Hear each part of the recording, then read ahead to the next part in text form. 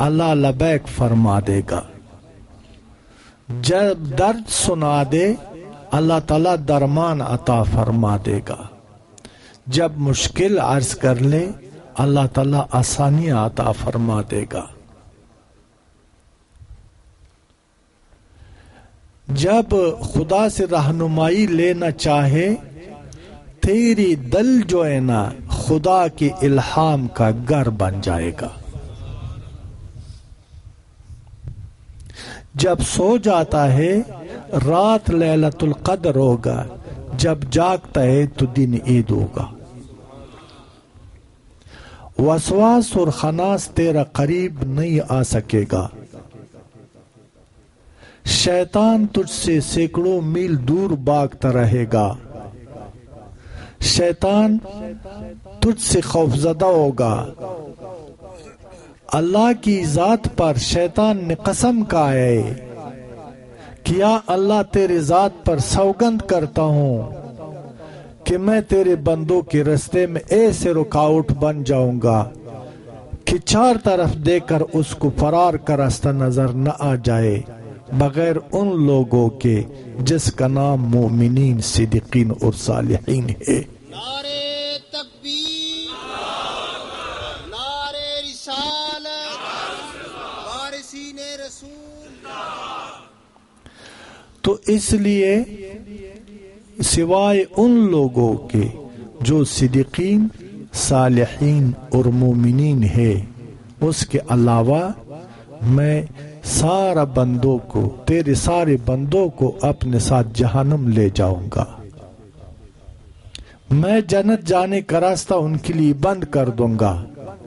میں اس کو شرابی بنا دوں گا، زانی بنا دوں گا، قاتل بنا دوں گا، ظالم بنا دوں گا، جابر بنا دوں گا، حریص بنا دوں گا. قناعت کا دولت اور تسلیم و رضا کو میں اس سے چھین لوں گا اور اس کو بربادی کے کنارے تک پہنچا دوں گا. تو شیطان کے اس سوگند کے جواب میں اللہ رب العزت قرآن میں کچھ اس طرح فرماتا ہے،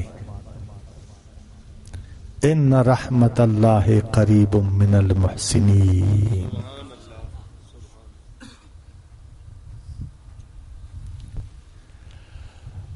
اللہ کی رحمت محسنین لوگوں کے قریب ہے. اللہ فرماتا ہے کہ میں نے آسمانی لاریب کتاب قرآن، اپنا کلام اپنے بندوں پر، اپنے محبوب پر اس لیے نازل فرمایا ہے کہ اس کو پڑھے، اس کو سمجھے، اس پر عمل کر لے اے ملعون، تاکہ تیرے شر سے میرے بندوں کو نجات مل جائے. اللہ فرماتا ہے اگر ہم قرآن کھول دے، اللہ فرماتا ہے ان رحمت اللہ قریب من المحسنین. اے شیطان، اے ملعون، اے ظالم، اے لعنتی، تجھ پر اللہ کا، اللہ کے فرشتوں کا اور اللہ کے بندوں کا لعنت ہو. جو مجھے یاد کر لے، جو میرا ذکر کر لے اور میں ان کا ذکر کر لوں گا. میں نے قرآن میں اپنے بندوں کے لیے بہترین رہنمائی فرمایا ہے کہ ان رحمت اللہ قریب من المحسنین. اللہ کی رحمت قریب ہے اللہ کی محسن بندوں کے. کیوں اللہ تعالیٰ نے یہ اعلان فرمایا ہے؟ اس بشارت سنانے کا مقصد کیا ہے؟ وہ یہ ہے کہ آپ تلاش کر لیں بحیثیت انسان، بحیثیت مسلمان، بحیثیت عالم، بحیثیت عاقل، بحیثیت بالغ، بحیثیت دانا، بحیثیت امت مصطفیٰ آپ تلاش کر لے محسنین کو، آپ ڈھونڈے محسنین کو۔ محسنین کون ہوتا ہے؟ وہ حسن سیرت سے آراستہ ہوتا ہے، اس کا سیرت پاک، الفاظ مسیحا، نگاہ کیمیا ہوتا ہے۔ اگر وہ کالا ہو، اگر وہ گورا ہو، اگر وہ جو بولی بولے، اس سے بالاتر اللہ تعالیٰ نے ان لوگوں کے اندر ایک نشانی پیدا کی ہے، واضح کلّا۔ ہر صاحب عقل جب محسنین کی طرف غور سے دیکھے، اگر محسنین ہو، وہ بندے خوش نصیب ہو، محسنین ان کو مل جائے، فوراً پہچان اور معرفت نصیب ہو جاتا ہے۔ دل گواہی دیتا ہے کہ آج میں محسنین کی محفل میں شامل ہوں، محسنین سے بولتا ہوں، محسنین سے سنتا ہوں، محسنین کو دیکھتا ہوں اور محسنین مجھے دیکھ رہا ہے، اور ہم دونوں پر اللہ تعالیٰ کی رحمتوں کا بارش برس رہا ہے۔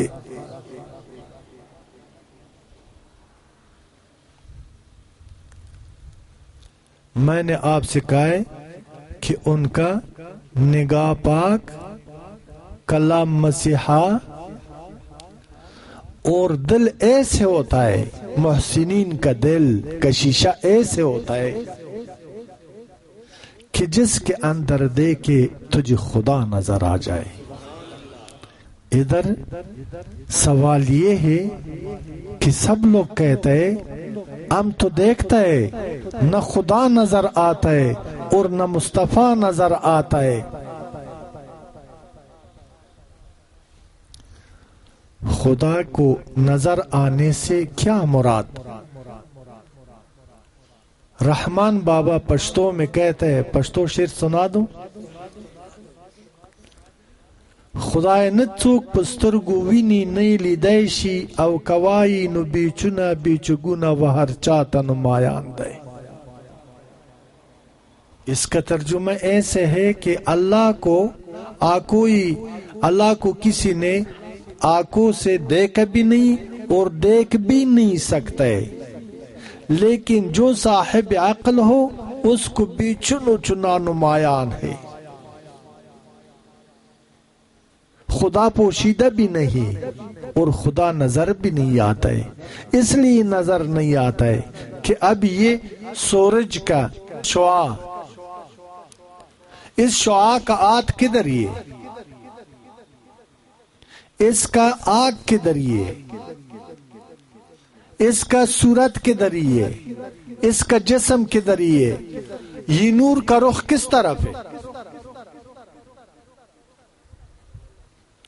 لیکن دیکھو بیٹو، بھائیو، بچو، اس سے تو ہم انکار نہیں کر سکتا کہ ہم دھوپ میں بیٹھا ہے، نور کی شعاع ہم پہ پڑتا ہے نا، یہ بات صحیح ہے، لیکن اس کا آگ، اس نور کا رخ کس طرف ہے، پشت کس طرف ہے، اس کا کوئی پتہ نہیں چلتا۔ یعنی محسنین کا قلب وہ شیشہ ہوتا ہے پاک جس میں اللہ نظر آتا ہے۔ اللہ نظر آنے سے مراد کیا ہے؟ اگر آپ کو محسن مل جائے، آپ شقی ہو، آپ بدبخت ہو، آپ گناہگار ہو، آپ شرابی ہو، آپ ظالم ہو، آپ والدین کا نافرمان ہو، آپ بے نماز ہو، وہ دو بھی ہوتا ہے، وہ دلوں کا دلائی کرتا ہے۔ جس طرح ان کا شیشہ پاک ہے، تیرے شیشے کو بھی پاک بنا دیتا ہے۔ نعرے تکبیر، نعرے رسالت، وارثین رسول۔ پھر آپ کو خدا نظر آنے کا ثبوت آپ کے پاس تب آ جائے گا کہ تیرا دل جام جم بن جائے گا، جو اپنے گریبان میں دیکھے آپ کو سارا عالم نظر آ جائے گا، کہ تیرا دل جام جم بن جائے گا جب اپنی گریبان میں اپنی چھاتی میں دیکھے اس چھاتی میں تجھے ساری خدائی اور سارا کائنات نظر آ جائے گا۔ یہ ہے محسنین کا پہچان۔ محسنین کا پہچان صورت نہیں ہے، قوم نہیں ہے، زبان نہیں ہے، علاقہ نہیں ہے، اثر و تاثیر ہے۔ جھوٹا کو سچا بناتا ہے، بے حیا کو حیادار بناتا ہے۔ اب کوئی یہ نہ کہہ دے کہ پیر صاحب ہدایت تو من جانب اللہ ہے، آپ نے تو خدائی کا دعویٰ کیا ہے۔ اعوذ باللہ منہا، استغفار استغفار، کروڑ بار استغفار۔ میں نے محسنین کی حقیقت آپ کو بیان کی ہے کہ محسنین کو یہ خالق کائنات نے رحمت عالم کے صدقے یہ اثر و تاثیر دیا ہے۔ مثلا کیسے اثر و تاثیر؟ سخت گرمی ہے، دریا کے اوپر پل ہے، آپ پانی میں چھلانگ نہیں لگاتا ہے، پل کو کراس کرتا ہے، آپ کی وجود دریا کی ٹھنڈی ہوا کو محسوس کرتا ہے یا نہیں؟ سردی کے موسم میں آپ ہیٹر لگاتا ہے، آپ تندور کے اندر نہیں بیٹھتا، ہیٹر کے اندر نہیں گھس جاتا ہے، اگر گھس جائے تو آپ کو جلا دے گا۔ ہیٹر سے باہر بیٹھے لیکن ہیٹر کا وہ تپش اور گرمی آپ کو محسوس ہوتا ہے یا نہیں ہوتا ہے؟ ہوتا ہے۔ اچھا، اگر اللہ تعالیٰ نے جس کے بارے میں فرمایا ہے کہ ان رحمت اللہ قریب من المحسنین، اگر محسن مل جائے وہ رحمت کا احساس ہونا چاہیے یا نہیں ہونا چاہیے؟ ہاں دوستو بھائیو، اگر گرمی کا احساس یہ وجود کر سکتا ہے، اگر سردی کا احساس یہ وجود کر سکتا ہے، میرے مومن بھائیو دل کا احساس کیوں نہیں کرتا ہے؟ دل سے دل کا احساس کیوں نہیں ہوتا ہے؟ اگر صابن کپڑوں کو پاک کرتا ہے تو دل سے دل کا دھلائی کیوں نہیں ہوتا ہے؟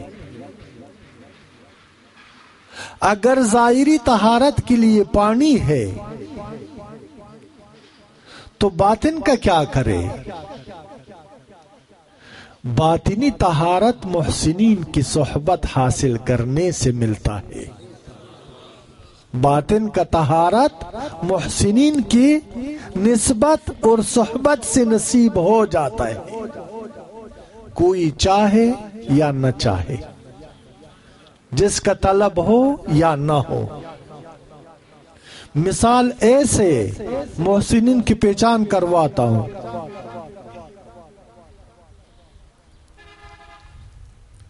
اللہ کی ذکر محسنین کی محفل سے نصیب ہوتا ہے، ملا کی محفل سے نہیں ہے، مفتی کی محفل سے نہیں ہے، نام نہاد ولی کی محفل سے نہیں ہے۔ سمجھ آ گئی بات کو؟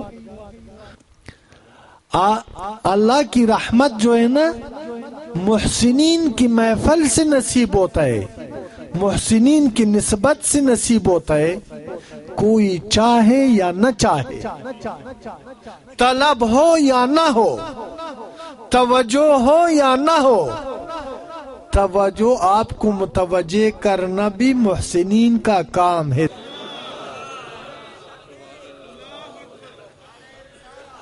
آپ کو طالب بنانا بھی محسنین کا کام ہی، تیرا کام تھا صرف آنا.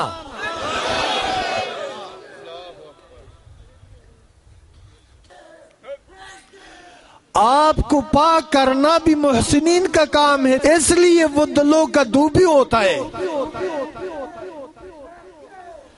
میں نے کہا تھا کہ جب دل پاک ہو جاتا ہے یہ جام بن جاتا ہے، پھر جم بن جاتا ہے، پھر تمام عالم اس دل میں نظر آتا ہے. کس دل میں؟ محسنین کے دل میں نہیں، نہیں، اپنی دل میں، تیرے دل میں، آپ سب کے دل میں. جب جام جم بن جائے گا سارا جہان نظر آ جائے گا. بخدا قسم میں سچ کہہ رہا ہوں. پیر صاحب کیسے جام بنتا ہے، کیسے جم بنتا ہے، کیسے تمام عالم نظر آتا ہے؟ یہ بات تو الفاظ تک محدود ہے. ہمیں خدا نے عقل دی ہے، ہم آپ سے پوچھتے ہیں اس کا ثبوت پیش کرو.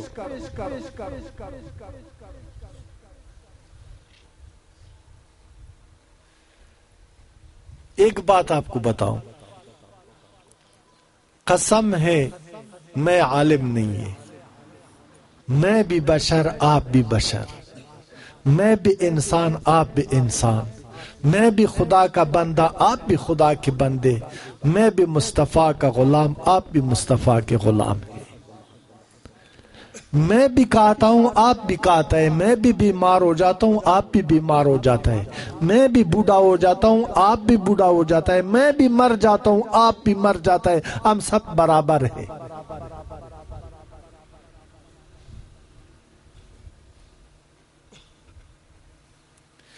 اللہ کو حاضر ناظر اور گواہ سمجھتا ہوں.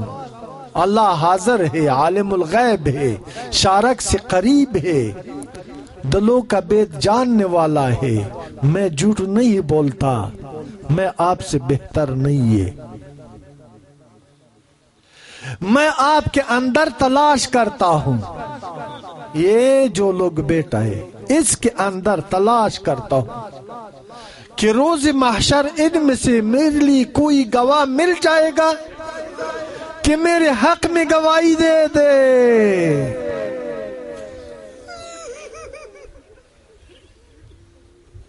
جب خدا قاضی ہو جائے، مصطفیٰ شفاعت فرمائے، میں اس دن میں ناکارہ ناقص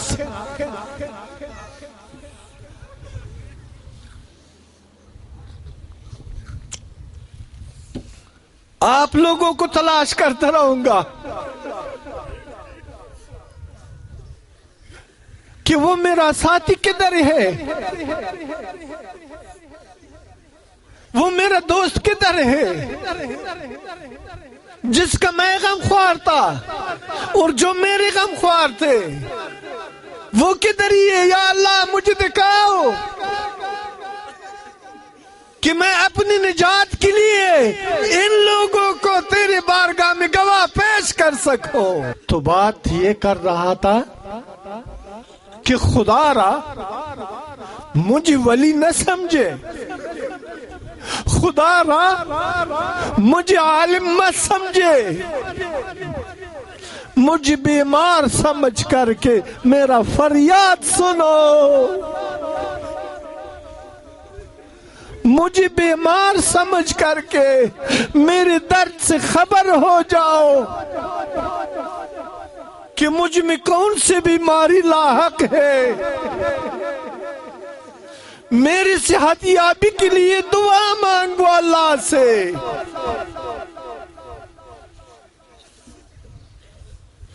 بات اصلی رہ گئی، ثبوت پیش کر دو کہ کیسے میرا دل جام بن جائے گا. قسم سے بنا کر کے ثابت کر دوں گا، بنا کر کے ابھی اسی وقت ثابت کر دوں گا. کل نہیں، پرسوں نہیں ہے، 1 بجے نہیں، 2 بجے نہیں،